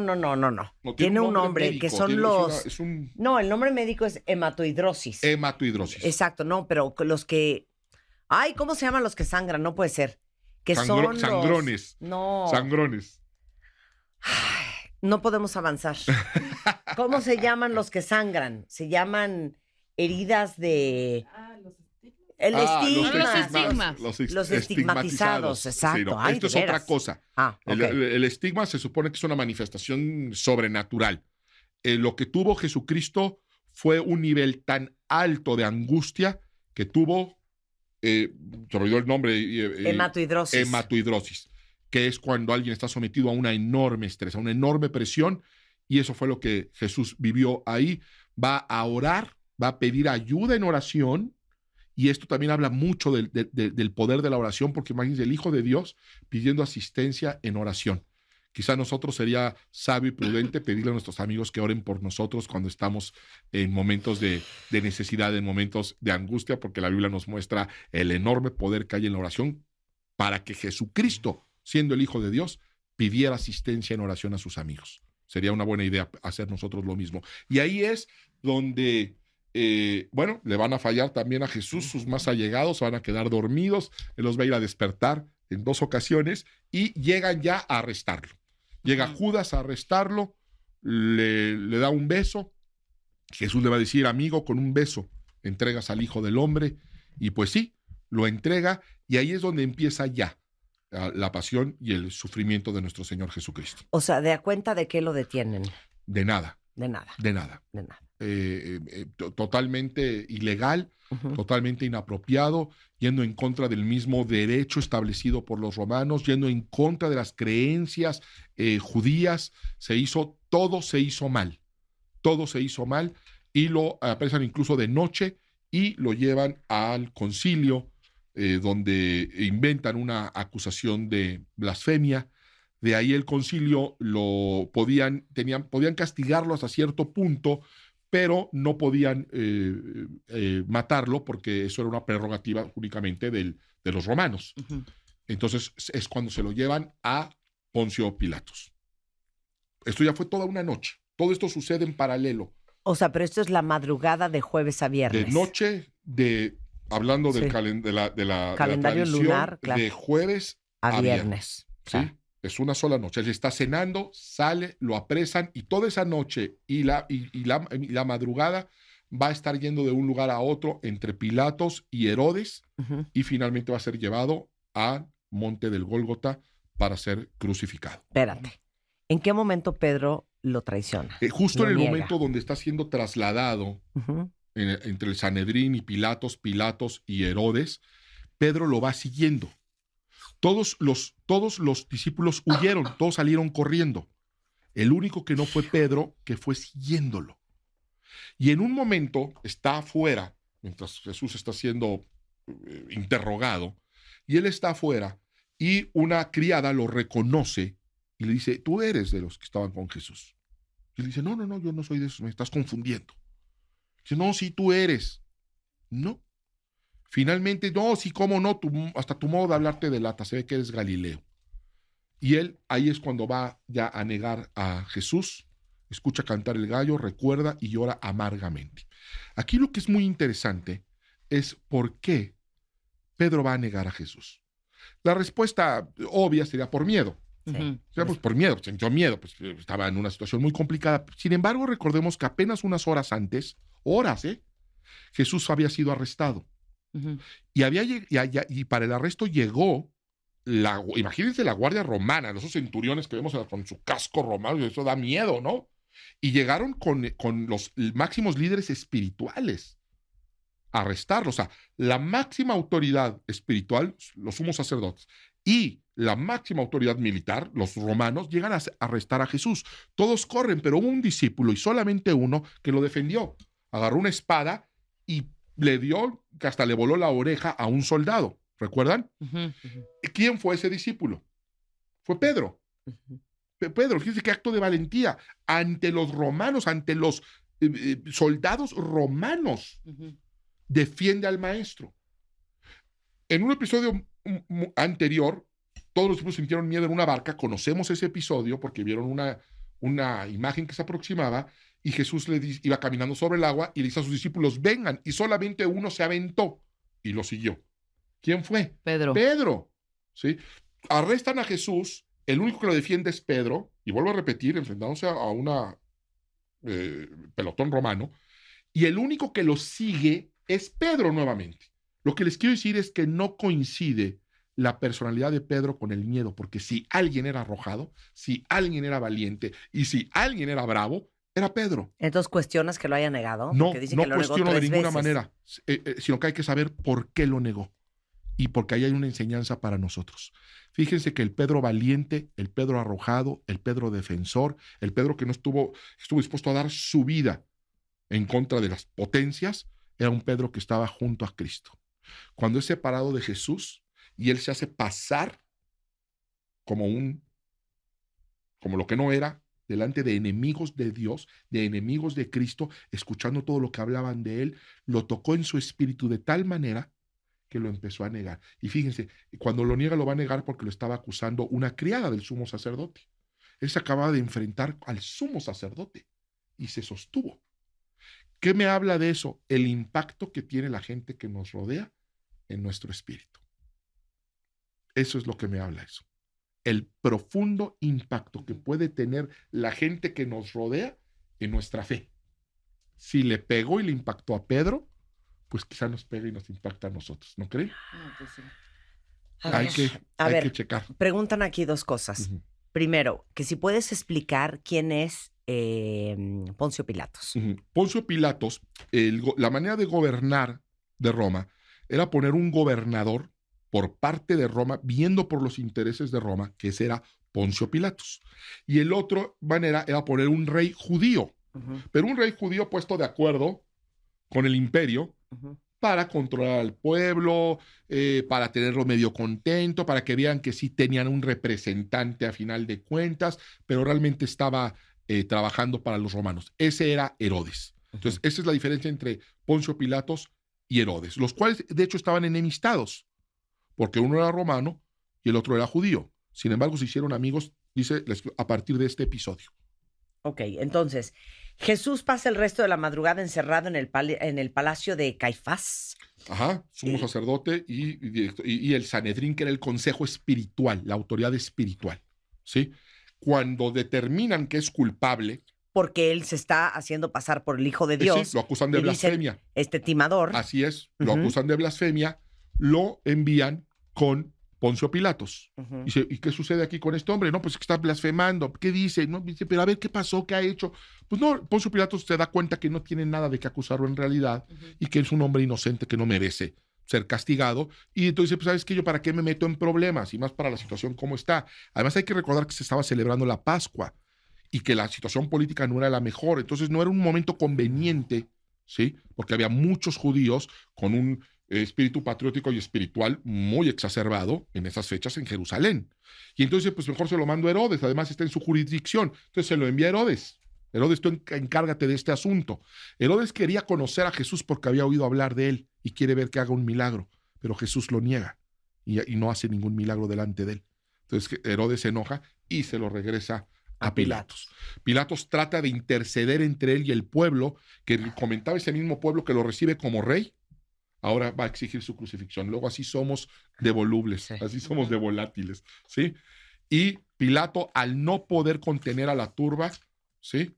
Se lava las manos y dice, bueno, pero hay un principio además que Roma les concede, precisamente por sus fiestas y precisamente por su tradición. Roma, que es benevolente, les concede que saquemos a un prisionero y le concedamos la libertad, el indulto.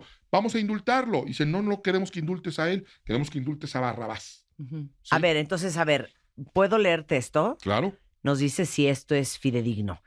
Me habéis traído a este hombre como alborotador del pueblo, pero yo lo he interrogado delante de vosotros y no he hallado ninguno de los delitos de que lo acusáis, ni tampoco Herodes. Nada ha hecho, pues, que merezca la muerte. Así que le castigaré y le soltaré. Así es. Así fue. Así es. Y el pueblo dice, no, no queremos que lo suelte, queremos que lo maten, queremos que lo crucifiques. Él no encuentra ningún elemento porque no existía. Fíjate, aún ahora, siglos después, con gente que no cree en Jesús, gente que es muy que se opone, realmente ¿de qué podemos acusar a Jesús? Aún el peor de sus opositores, lo único que lo acusa es de que estaba mintiendo, de que no era el Hijo de Dios y que era. Pero a niveles de hechos, ¿de qué se puede acusar a Jesús? De nada. No tuvo ninguna comportamiento inadecuado, no se enriqueció de una forma inadecuada, realmente no hizo nada. Es un hombre inocente en hechos, aún para sus más férreos opositores. Y Barrabás, que había hecho un motín en la ciudad, había asesinado. Acuérdense que los judíos querían ser liberados del yugo romano. Y ellos pensaban que era por medio de la violencia, de las armas. Barrabás había ya creado un conato de revolución y había sido homicida. Y entonces dicen, no, suéltenos a Barrabás. Representa más al Mesías que estamos esperando que este hombre que es inocente en hechos y dichos. Pero entonces Poncio Pilato sí quería liberar a Jesús. Poncio Pilatos, y todo el mundo gritaba, ¡crucifíquelo, crucifíquelo! Así es, algo terrible, algo horrible. Sin embargo, y aquí también hay una cosa muy importante. ¿Quién entrega a Jesús? Porque se ha debatido si fueron los romanos quienes mataron a Jesús, se ha debatido si fueron el sumo sacerdote, los judíos quienes entregaron a Jesús, si fue Judas el culpable de la muerte de Jesús. La verdad es que el que entregó a Jesús fue Jesús mismo. Él vino a morir. Él dijo, para esto he venido al mundo. Y en una conversación que tiene con Poncio Pilatos muy interesante, Poncio dice, defiéndete, ayúdame a defenderte, dame elementos para defenderte. Dice, ¿no te das cuenta que en mis manos está tu vida o tu muerte? ¿No te estás dando cuenta de eso, Jesús de Nazaret? Que en mis manos tengo el poder de darte la vida o darte la muerte. Y Jesús responde algo impactante. Le dice, no está en tus manos. Crees que está en tus manos, el pueblo cree que está en tus manos. A mí nadie me puede quitar la vida. Yo solo he venido a entregarla. Tengo esa autoridad de entregarla y tengo la autoridad de volverla a tomar. Entonces, él se entrega. ¿Puedo hacer un paréntesis? Van a decir, no, esta de veras quiere amarrar todo aquí. Cristo se rehusó a sentirse y a ser vivido como una víctima. Así es. Es correcto. Cuando nosotros hablamos en el programa de el síndrome de la víctima, siempre decimos que lo más peligroso de ser víctima es que le estás entregando tu poder a alguien más. Y eso es lo que hizo Jesús en ese momento. En todos los momentos. Le quitó el poder a Poncio Pilatos y le dijo, no, a ver, el más poderoso aquí soy yo porque yo soy el que estoy entregando mi vida, yo no soy víctima de nadie. Lo hago voluntariamente. Y fíjate lección de vida para todos. Lo hizo en todos los momentos. Cuando entra a Jerusalén, entonces, que ya lo vimos en el perdón, nada más puedo así rápido. Claro. Entonces uno no es víctima del exmarido, de la exmujer, del jefe que es un patán, del hijo que es un infiel. Uno no es víctima de nadie. Siempre y cuando uno tome la decisión de no entregarle tu poder a nadie. Amén. Amén. La Biblia dice, en Cristo somos más que vencedores. No somos víctimas, somos vencedores. Hablando del Domingo de Ramos, yéndonos un poquito para atrás, imagínate qué momento tan difícil de Jesús entrar a Jerusalén, todo el mundo recibiéndolo con porras y hurras, y él sabiendo lo que va a enfrentar, sabiendo lo que va a sufrir, sabiendo que esa misma gente se le va a voltear de una forma cruel y violenta. Y dice que para entrar a Jerusalén, afirmó el rostro. Dijo, yo no soy una víctima y no voy a entrar como víctima. Claro. Voy a entrar como hombre. Claro. Y dice que afirmó el rostro. Tuvo que hacer ese esfuerzo, decir, yo no soy víctima, ¿sí? Yo vengo en una misión y la voy a cumplir como hombre. Entonces, Poncio Pilatos suelta a Barrabás, dándole gusto al pueblo. Ya no podía hacer condona más. A Jesús y mandó a azotarle y lo entregó para que fuera crucificado. Lo cual es terrible y nuevamente fuera de toda proporción y fuera de toda legalidad. Porque en el derecho romano solamente existían dos castigos. Uno era 40, que era el más extremo, 40 latigazos menos uno. Así lo estipulaba. Eran 40, pero realmente eran 39. 40 latigazos menos uno. ¿Por qué? Porque ya la vida estaba en juego con 40 latigazos. Era demasiado, era excesivo. Entonces se decía, lo peor que podían darte era 39 latigazos o pena de muerte, crucifixión. Una de las dos. Pues, ¿qué creen? A Jesús le aplicaron las dos. Sí. Fuera de toda legalidad, fuera de toda proporción. Oye, o castigas a alguien a cadena perpetua o le das pena de muerte, ¿no? No, a Jesús le aplicaron ambas. 39 latigazos, que era una barbaridad, una cosa terrible, inconcebible. Y después de que le dieron la máxima pena para que no sea pena de muerte, te dan pena de muerte. Fuera de toda proporción, es el único caso en la historia de alguien que se le aplicaron ambas penas. Era una u otra. Sí. Ok, no ameritas la muerte, pero te vamos a dar el máximo castigo físico que puede existir. 40 latigazos menos uno. O no, ¿sabes qué? Si amerita la muerte, tú te vas a crucifixión. No, le aplicaron las dos. Un sufrimiento extremo, inconcebible. Y eran correas de cuero que tenían bolas de metal con incrustaciones de fragmentos de vidrio o hueso cosidas al final de cada correa. Así es, diseñadas para encajarse en la piel y traerse piel de regreso, incluso material óseo. Hay una película, La Pasión de Cristo, de Mel Gibson, que es la que mejor ejemplifica y se queda corta, aún así, de lo que Cristo pudo haber sufrido en esos momentos. Fue algo terrible. Dio hasta la última gota de su sangre, realmente por nada más decir que era el Hijo de Dios. Algo terrible. Y de ahí es crucificado. Es llevado al Gólgota, donde va a ser crucificado junto a dos criminales, y él sigue cumpliendo cabalmente con su misión de pagar por los pecados de la humanidad y al mismo tiempo cumpliendo con todas y cada una de las profecías. Otra muestra del increíble carácter del maestro es que estando ya crucificado, hecho pedazos, dice que no se podía incluso reconocer el rostro, lo tenía desfigurado porque además lo golpearon, lo escupieron. Ya quiero llorar. Se burlaron, es terrible, es verdaderamente terrible. Cuando veamos esa película, que es una película, ¿sí?, que no le llega a lo que realmente sucedió, te darás cuenta del amor que Cristo tiene. ¿Y sabes qué es lo más increíble? Y esto sí es muy conmovedor, que uno dice, ¿qué estaba pensando Jesucristo? La Biblia dice que cuando estaba en la cruz, tenía él un gozo puesto delante de él, en medio de estar deformado de los golpes, en medio de estar desangrándose literalmente, de estarse muriendo de asfixia, dice que tenía un gozo puesto delante de él. Tenía una imagen mental que le causaba gozo. ¿Saben cuál era esa imagen mental que le causaba gozo? Las vidas que iba a rescatar. Regresando del corte, vamos a hablar de las mujeres en esta etapa tan dura de la vida de Jesús. Vamos a hablar de la sepultura, vamos a hablar del domingo de resurrección. Todo eso regresando con el pastor cristiano Mauricio Sánchez Scott en W Radio. No se vayan. Estamos en un programa especial del behind the scenes de toda la Semana Santa, de la vida de Jesús con el pastor Mauricio Sánchez Scott, pastor cristiano. Justamente, ¿cuál será la mejor palabra? Revisitando, conmemorando, honrando, explicando.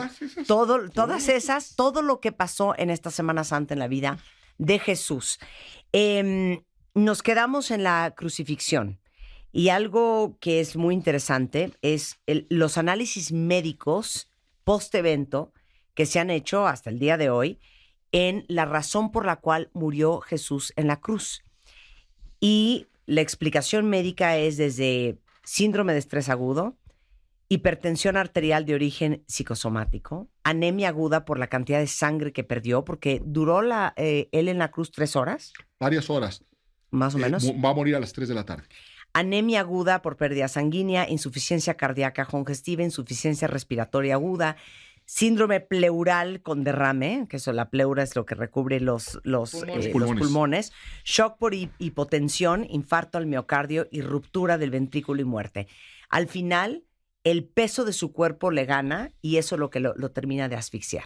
Era una tortura, hay que entenderlo esto, que además era una tortura, porque si estabas colgado te lastimaban los clavos, entonces te levantabas con los pies pero eso te impedía respirar.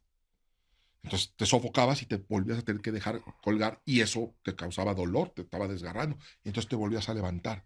Y así fue durante horas. algo terrible.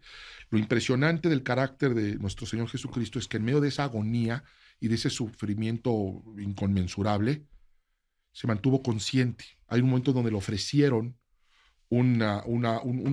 algo que hacían con hierbas que medio embotaba los sentidos. Ya los mismos soldados pues llegaban a sentir ya un poco de piedad por la gente que estaba siendo crucificada, y les ofrecían un conjunto de hierbas amargas que embotaban un poco los sentidos. O sea, los drogaban un poco. Se lo ofrecieron a Jesús y Jesús lo rehusó. Jesús dijo, voy a pasar por este trago cabalmente y en plena conciencia. Y fíjense, aún en la agonía, en el dolor terrible, estaba al pendiente de su mamá y se la encargó a su discípulo Juan. Fíjense nada más, en la cruz, sufriendo, le dice a Juan, por favor, encárgate de mi mamá. Mamá, te encargo que veas a Juan a partir de hoy como tu hijo. Lo cual así fue. Dice que desde ese mismo día, Juan la tomó como su mamá y se la llevó a vivir a su casa. Ahora, todo esto del trayecto desde que lo clavan en la cruz hasta que llega al monte, que se cae 3 veces, eso...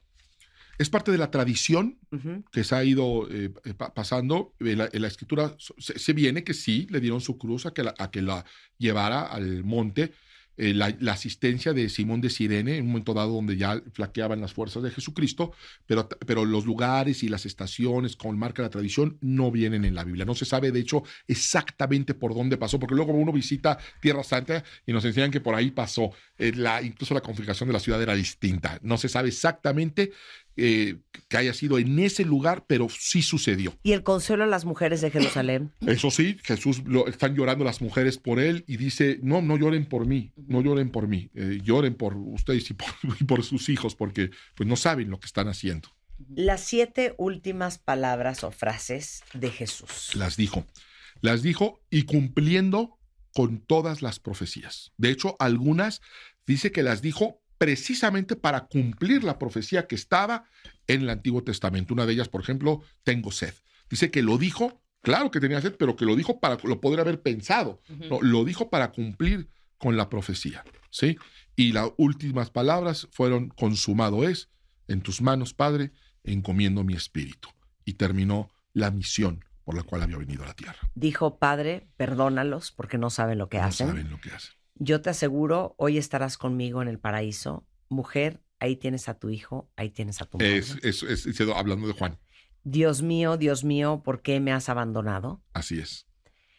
Tengo sed, todo está cumplido y Padre, en tus manos encomiendo mi espíritu. ¿Pero por qué dijo, Dios mío, por qué me has abandonado? Es algo terrible que de hecho ni siquiera podemos llegar a entender. Estamos ahorita viendo y analizando el martirio, el sufrimiento físico al cual se fue sometido. Pero incluso ese sufrimiento es poco comparado al que sufrió espiritualmente, porque cargó con todos los pecados de la humanidad.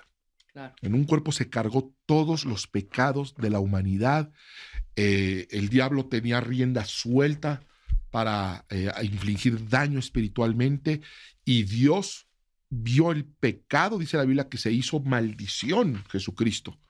Vio todo el pecado, porque Dios es un Dios justo y te tenía que pagar por ese pecado. Y Jesús, en su perfección, era el único que podía recibir toda esa maldición y por supuesto que se separa de Dios. ¿Pero por qué no sabía que Dios no lo había abandonado? Nunca había sentido eso, nunca lo había sentido. Y es que literalmente en ese momento sí se separó, porque Dios no podía tener comunión con el pecado. Para que nosotros pecadores podamos ahora tener comunión con Dios, necesitaba que alguien pagara el abandono, la ira de Dios. Y eso fue lo que hizo Jesucristo. Entonces muere Cristo en la cruz. Muere Cristo crucificado. Amanece el día sábado. Ahí es donde hay un traslape entre la tradición y el hecho histórico, ¿sí? Jesús estuvo 3 días y 3 noches enterrado. La tradición nos dice que muere el viernes, el sábado, y para el domingo resucitó, lo que sería un día y unas horas. No fue así. Por eso comentábamos ya en otro bloque que realmente Jesús murió un miércoles y se cruzaron 2 días de descanso. El sábado por la Pascua y el sábado por el día sábado. Los 2 se juntaron de miércoles a domingo. Jesús va a resucitar realmente un sábado por la tarde-noche, y esa es la razón por la cual cuando las mujeres van en domingo en la mañana a verlo, Jesús ya no estaba porque ya había resucitado. Entonces Jesús realmente, que es un tema que causa mucha controversia, muere un miércoles a las 3 de la tarde, para resucitar 3 días y 3 noches después, un sábado, más o menos a esa hora. Y el domingo él ya no estaba en la tumba. Esa es la razón por la cual cuando se acerca la hora del sábado, pero del sábado de la Pascua, un día de fiesta, ¿sí? Van con las autoridades y por favor entréguenos el cuerpo de Cristo, porque nosotros ya nos tenemos que encerrar por la fiesta, por el sábado, pero no por el sábado de día de semana, sino por el sábado de día de descanso, por la fiesta de la Pascua. Claro. Y entonces mandan la orden de romperles los pies a los crucificados para acelerar la muerte. Cuando tú les rompías los pies, las rodillas, se colgaban. Ya no podían levantarse y ya se colgaban y morían muy rápido. Cuando van a hacer eso, Jesús ya había expirado. Jesús ya había muerto. Y entonces José de Arimatea presta su tumba y Nicodemo se encargan de llevarlo y con mucha prisa, a las 3 de la tarde, llevarlo para aquellos antes de las 5:30, 6 de la tarde que se ponía el sol, poder cumplir con la ley. Entonces van con prisa y lo llevan y lo meten a la cueva. Así fue. Y entonces el día siguiente, cuando llega María Magdalena... El día siguiente es un día de fiesta. Sí. Ahí se quedó. Luego llegan a preparar, ¿sí? Y se junta el otro día de fiesta, que ya era el sábado normal. Dicen, bueno, ya el domingo terminamos. Cuando van el domingo, la tumba estaba vacía. Jesús ya había resucitado, cumpliendo con estos 3 días y 3 noches que estaban profetizados. Perdón, te voy a hacer una pregunta. No me importa que me hostiguen. ¿Cómo sabemos que resucitó? Ok. Y que no se robó a alguien el cuerpo. Sí, ahí te va. No todo se puede comprobar científicamente. Estamos ahora en una época donde solamente creemos lo que podemos comprobar científicamente, ¿no es cierto? Y si no lo podemos comprobar científicamente o no había una cámara de seguridad, no lo creemos, ¿no? Sin embargo, no es el único método de poder llegar a una conclusión. Sobre todo hablando de un suceso que sucedió hace 2000 años. Entonces tenemos que basarnos en la evidencia y con los datos que tenemos y llegar a una conclusión. Porque podemos dudar de la resurrección de Cristo, como podríamos dudar también de que Platón escribió o enseñó algo algún día. ¿Sí me explicó? Y pues a ver, demuéstramelo. No, pues tenemos que ir sobre la evidencia que hay. Para mí, la evidencia más fuerte que existe es el cambio de vida de sus propios discípulos. Eso para mí es una evidencia. Discípulos de Jesús que cuando se sale de lo que ellos pensaban que era un rey que iba a traer la paz y que iba a librarlos del yugo romano, es crucificado, golpeado, destrozado, despedazado, crucificado y enterrado, que hacen lo que es lógico: esconderse, irse, guardarse y nunca más volver a dar la cara. Lo increíble es que 3 días después, estos mismos discípulos empiezan públicamente a decir que Jesús ha resucitado y a dar la vida. Todos los discípulos de Jesús, exceptuando Juan, murieron por su fe. Pedro, que había sentido temor al enfrentar a la cría del sumo sacerdote, más adelante va a volverse a encontrar con el sumo sacerdote, que le va a decir claramente: si tú vuelves a predicar de un Cristo resucitado, te vamos a matar. Y la respuesta de Pedro es: pues mátenme, porque no hay poder humano que vaya a impedir que yo siga predicando lo que yo he vivido. Cuando Pedro va a morir, lo van a crucificar. Fíjate. Y lo van a crucificar y dice: eres muy cristiano, sigues mucho al maestro, pues te tenemos una buena noticia. Te vamos a matar igual que a tu maestro. Ya que tanto lo imitas, pues te vamos a matar igual. Vas a morir crucificado. Y Pedro dice: va, nada más les quiero pedir un favor, una última voluntad antes de morir. ¿Cuál quieres? No soy digno de morir como mi maestro. Crucifíquenme, pero crucifíquenme al revés, porque yo no puedo morir como mi maestro. Eso es para mí una evidencia. Algo pasó, algo vieron, algo tan poderoso sucedió en la vida de estas personas que salieron a predicar, y esa predicación que empezaron 12 personas ha llegado hasta estos días. Y hoy sigue habiendo personas que siguen diciendo 2000 años después, Cristo vive y Cristo cambió mi vida. Voy a llorar otra vez. Final thoughts. Algo bien interesante que platicábamos en el corte de la media fue el significado de la Semana Santa. Sí. Y nos hizo una pregunta ahorita Mauricio fuera del aire que todos nos quedamos, nadie pudo jamás contestarla. Pregúntasela a todos. Sí. ¿Qué hace santa la Semana Santa? ¿Qué es ser santo? ¿Qué significa la palabra santo? Porque la idea que nosotros tenemos de algo santo es algo perfecto, algo inmaculado, algo puro, algo sin pecado, ¿no es cierto? Sí, sí, sí. Entonces, a ver, imagínate un hombre santo. Pues así, alguien muy misericordioso, sí, más que sí, muy nada. misericordioso, ¿no? Y contemplativo. Y eso es lo que nosotros entendemos. Y milagroso. Y haciendo milagros, ¿no? Eso es lo que nosotros entendemos como santo. O un lugar santo, sí, pues un lugar inmaculado. Virgen. Sí. La palabra santo no significa nada de eso. La palabra santo significa separado, significa apartado. Eso significa la palabra santo. Cuando tú apartas algo, cuando tú separas algo, estás santificándolo. Y si lo haces para Dios, pues Dios lo santifica. ¿Por qué? Porque esta Semana Santa podemos recordar un hecho histórico. Podemos llorar al ver el amor de Jesús por la humanidad, pero eso no convierte esta semana en santa. No lo convierte en una Semana Santa. Sobre todo cuando pasan tantas cosas que están tan lejos de ser cosas que son buenas o nobles o bondadosas, ¿no es cierto? Para terminar y poder celebrar la Semana Santa, sería muy bueno que apartáramos aquello que nos hace daño. Que nos separáramos de aquello que le hace daño a los demás. Que recordáramos el sacrificio de nuestro Señor Jesucristo y que vivamos en esa santidad que no implica perfección, que no implica no equivocarse, que no implica ser totalmente limpios y sin pecados, sino simplemente decir, me voy a separar de cosas que no son buenas, que no son sensatas, que no son agradables para Dios. Y eso sería un muy buen tiempo para empezar a hacerlo en una Semana Santa. Rebeca, me da muchísima pena. Nuestra amistad se acabó. No me haces bien. No me haces bien. Vamos a separarnos. Qué increíble.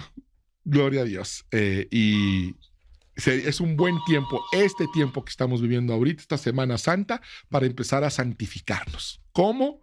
No es cambiarnos de religión. Y no es bebiendo en el Baby O. No es haciendo ningún rito extraño. Simplemente algo que apela a la razón, al sentido común y que va a alimentar nuestro espíritu. Separémonos, apartémonos de las cosas que ya sabemos y no necesitamos ya ni siquiera a un sacerdote o a un pastor para saber que están mal. Sería un excelente inicio de Semana Santa y sería un excelente inicio de una transformación en la vida de cada uno de nosotros. Mauricio, ¿qué te puedo decir? Soy tu fan número 1 oficial.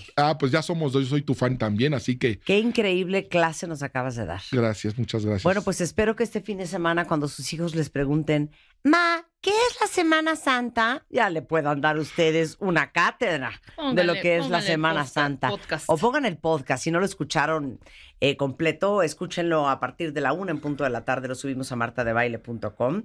Y muchísimas gracias, mi queridísimo Mauricio. No tengo palabras Unas para palabras de aliento para esta Semana Santa, para todos los feligreses que te escuchan. Es eso, separémonos, santifiquémonos en el sentido correcto de la palabra, no es un sentido religioso. Jesucristo vino y murió para reconciliarnos con Dios. Todos necesitamos a Dios. Tenemos un hueco en nuestro corazón que no lo hemos podido llenar con dinero, no lo podemos llenar con la moda, no lo podemos llenar con tantas cosas que tratamos de llenarla y sin embargo tiene la forma de Dios. Solamente Dios va a poder llenar ese hueco y Jesucristo vino para eso y hoy toda la religión occidental lo está recordando. No solamente vamos a recordarlo, vamos a empezar a practicar las enseñanzas del líder más influyente de la historia. Muchísimas gracias, Mauricio. Gracias, Ma. El pastor Mauricio Sánchez Scott, que está en redes sociales por si quieren seguir platicando con él, es @Mauricio S. Scott, con T al final, en Twitter. Gracias.